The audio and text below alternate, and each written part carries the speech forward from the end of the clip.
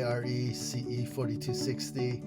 I'm back. I'm starting to record lectures now that we have our exam underway. The next topic is serviceability. Let me define serviceability first. So serviceability is acceptable performance at service loads. That's why it's called serviceability. And so if you remember, you design for ultimate loads, 1.2 dead, 1.6 live, and there are all of these kinds of combinations.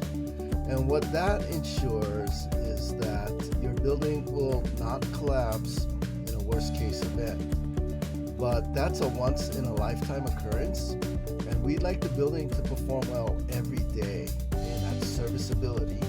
So when we do serviceability, we don't factor the loads, they're just straight up dead plus live, and we want to see if the building will perform well. So what do we mean by perform well?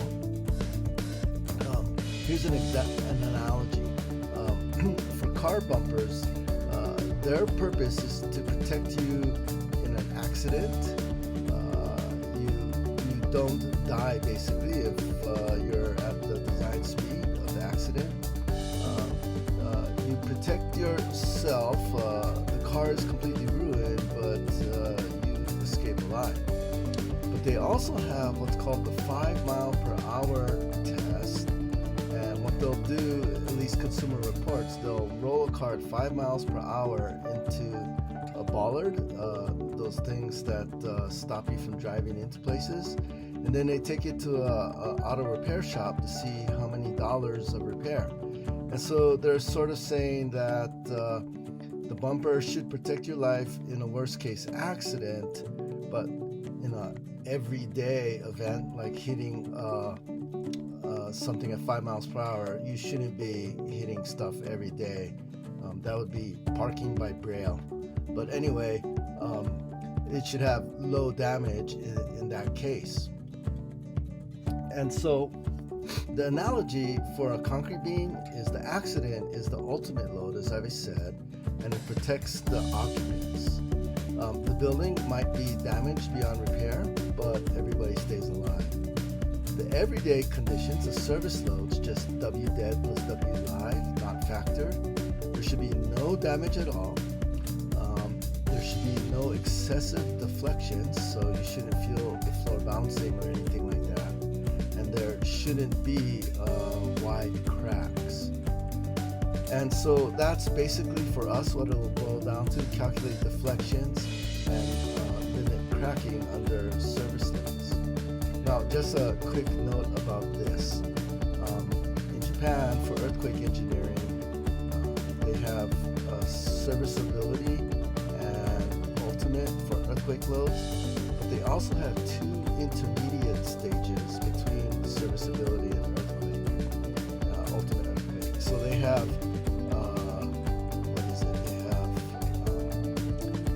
the most drastic earthquake, and then the building shouldn't collapse. Then they have the everyday loads, which they should not have cracks or excessive deflections. But then they have small and medium earthquake loads. And under the small earthquake load, the building should not have any damage whatsoever. And under the medium earthquake load, the building can have damage, but not to the structural system. So you could take out non-structural walls and things, but the building would still be fine.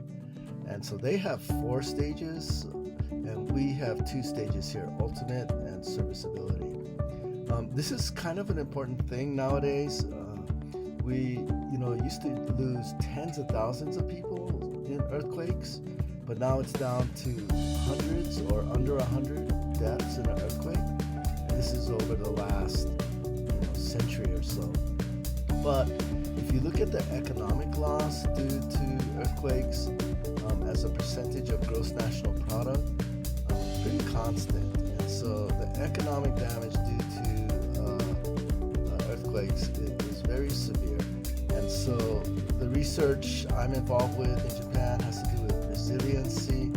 So not only do we want the buildings to survive, we now want them to have limited damage during severe earthquakes to reduce economic loss or loss of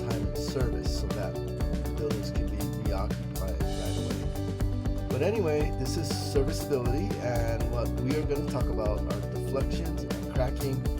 I think in the syllabus I had cracking first, but I'm going to do it the other way around because you need to calculate the deflections for the project. So we're going to do deflections first, and we'll start with that in the next video.